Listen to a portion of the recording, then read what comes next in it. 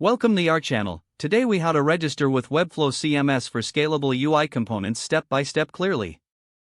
Navigate to the Webflow website and click on the Sign Up button.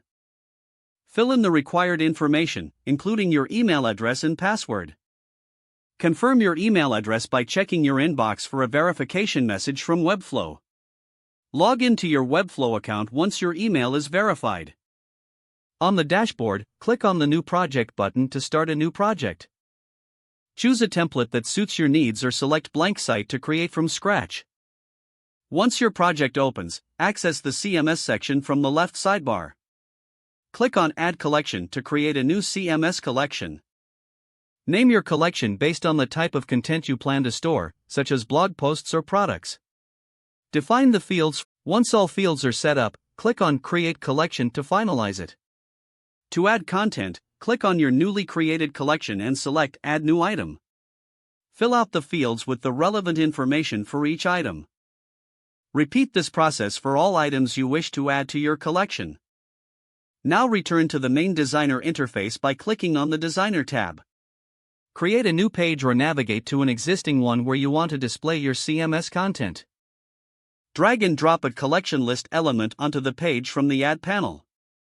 Select the collection you created earlier from the options provided. Customize the layout and display settings of your collection list to suit your design. Once you are satisfied with how it looks, preview your changes using the Preview button.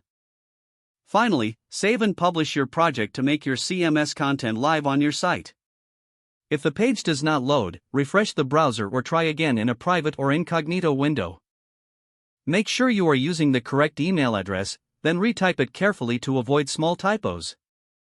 If your password is not accepted, use the reset option and create a new strong password you can remember. Check your spam folder for verification or security emails, then complete any requested confirmation steps.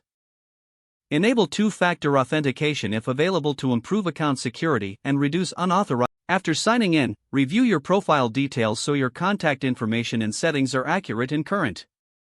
If you see an error message, note it down and try again after restarting your device and internet connection. Log out when you finish, especially on shared devices, to keep your account and payment information secure. If the page does not load, refresh the browser or try again in a private or incognito window. Don't forget to like this video and subscribe to our channel for more step-by-step tech guides.